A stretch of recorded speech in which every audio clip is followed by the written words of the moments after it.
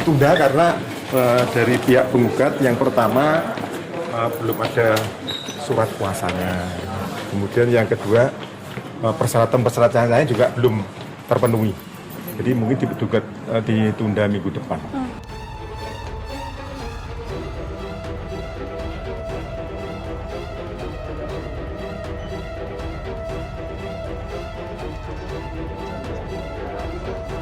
Iya, hari ini sementara mediasi ditunda terlebih dahulu karena tadi dari informasi Prof. Adi selaku mediator non-hakim menginformasikan ada pembiayaan yang menurut kami kan perlu kami komunikasikan juga sama klien seperti itu.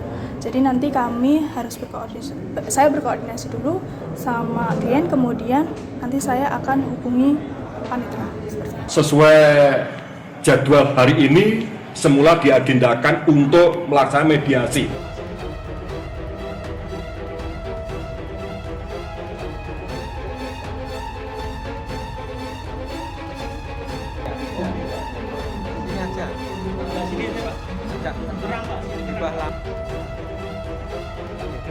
Sesuai jadwal hari ini semula diagendakan untuk melaksanakan mediasi yang dipandu oleh seorang mediator, Profesor Dr. Adi Sulistiono SHMH.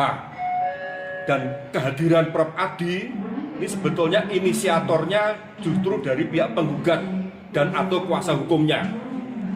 Namun ketika hari ini Prof. Adi hadir sesuai jadwal yang telah ditentukan, Prof. Adi telah menetapkan mengenai biaya untuk dibebankan kepada kedua belah pihak.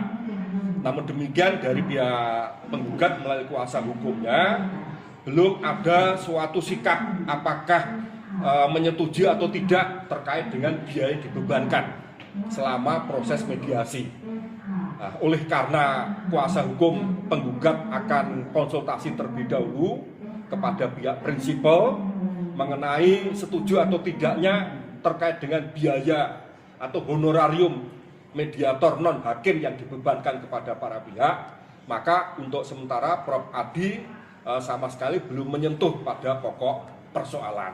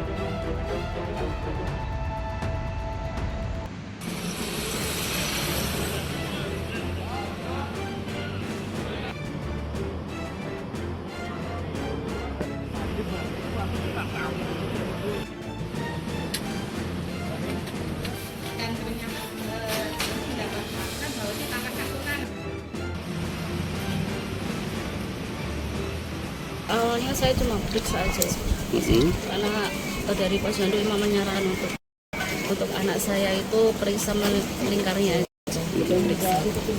Di sana ternyata di bulan April itu emang untuk lingkarnya emang di garis merah di situ. Terus dia diperiksa di situ, terus dokter meminta untuk CT scan, ya udah saya mengizinkan. Itu ternyata setelah di CT scan kejadiannya seperti itu, sampai dia nggak sadar. Diberi suntikan atau apa itu? Dia diberi suntikan lewat alat infus itu. Berapa kali? 3 kali. Di situ saya mendampingi anak saya. Setelah anak saya tidur, saya baru keluar. Setelah saya keluar itu saya nggak tahu di dalam dokter melakukan apa. Setelah keluar, dokter udah mengatakan anak saya itu kondisinya yang dia udah muntah, dia udah henti nafas, dia yang udah dipasang alat bantu pernafasan. dia yang udah nggak sadar. Kalau jarak waktu antara disuntik itu dengan Meninggal. anak itu mulai menunjukkan gejala-gejala tadi itu berapa lama? Seketika atau Soalnya kurang tahu dari jam 4 sore itu sampai jam 4 itu dia tuh udah di ICU, saya udah jam 1 tuh udah masuk ICU. Iya. disuntiknya jam?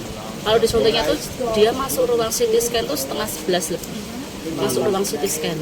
Situ udah mulai proses penyuntikan itu sampai 3 kali suntikan adalah ke 1 jam, selang 1 jam.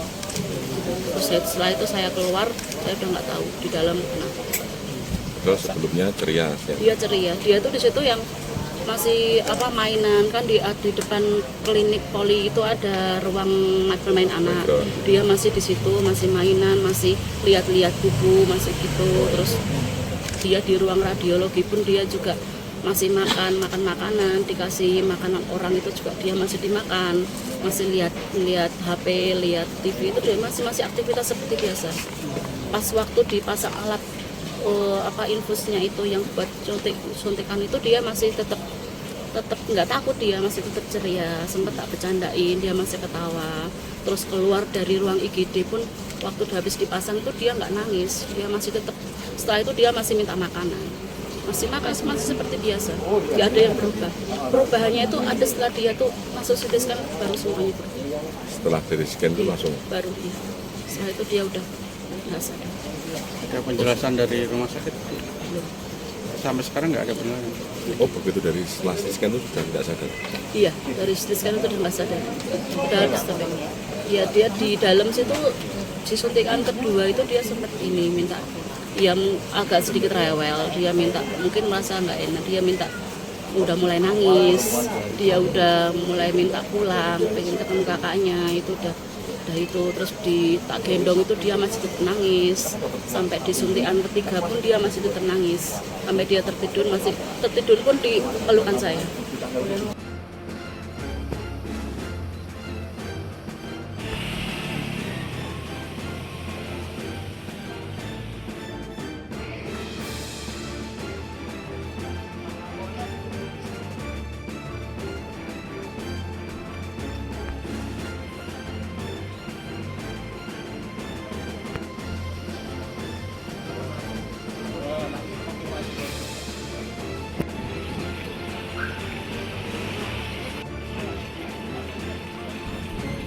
Kami, saya Purnomo Susanto, Sarjana Hukum.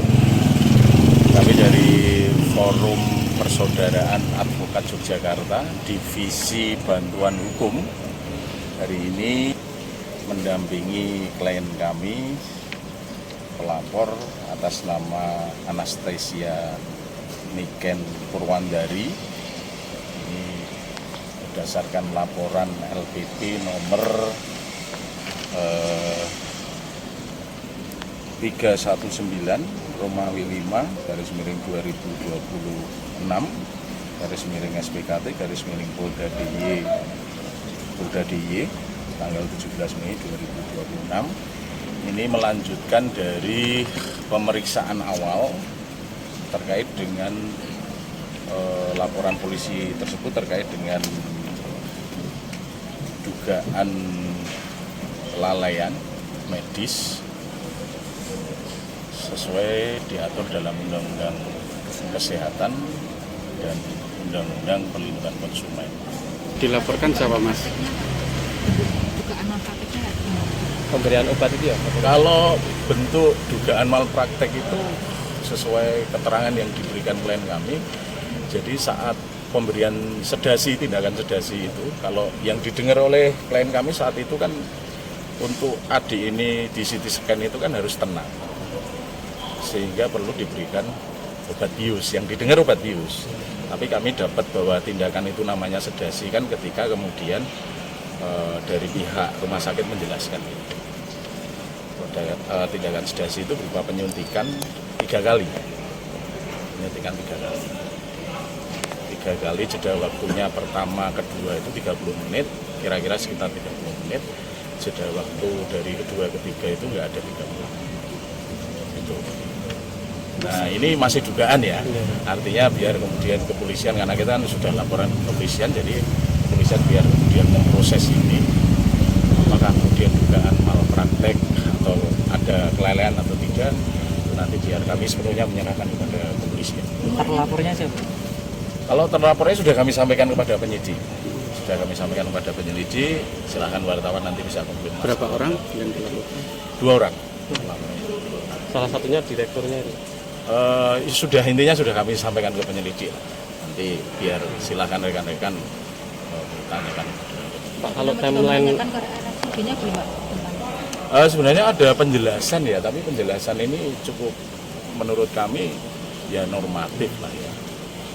Normatif. Cuman kami juga sudah mendalami perkara ini, juga berkonsultasi dengan beberapa ahli juga, dan ada poin-poin yang kemudian menjadi perhatian kami dalam proses pemberian sedasi maupun kemudian yang lain.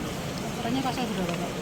Kalau laporannya itu Undang-Undang Kesehatan pasal 440. 440 ya, Undang-Undang Kesehatan. Kalau untuk Undang-Undang Perlindungan Konsumen pasal 8. Nah ini ahlinya nih, Undang-Undang Perlindungan Konsumen itu, Mbak Intan ini. Ini kebetulan juga masuk dalam kuasa.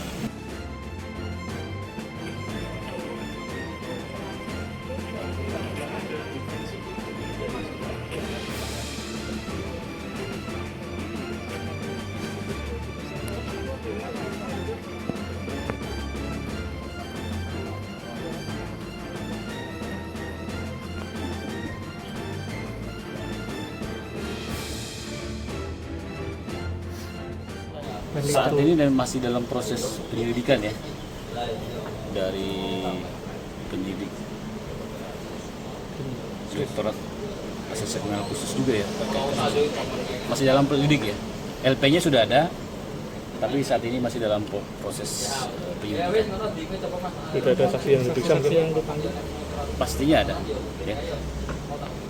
Statusnya nanti kita akan informasikan lebih lanjut update-nya apabila sudah ada proses selanjutnya ya, misalnya akan dinaikkan ke tahap penyidikan. Tapi saat ini masih dalam tahap penyelidikan. Kalau terlapornya siapa Pak? Apakah direktur atau dokter Ya. di situ atau seperti apa? Terlapornya. Selain dulu LP-nya ya. Ya, terlapornya direktur. Kalau sedikit pelambatan. Satu orang tok ya? Sementara ya. Aisyah Yang udah apa lagi? GMS Pak, itu kemarin naik sidik udah.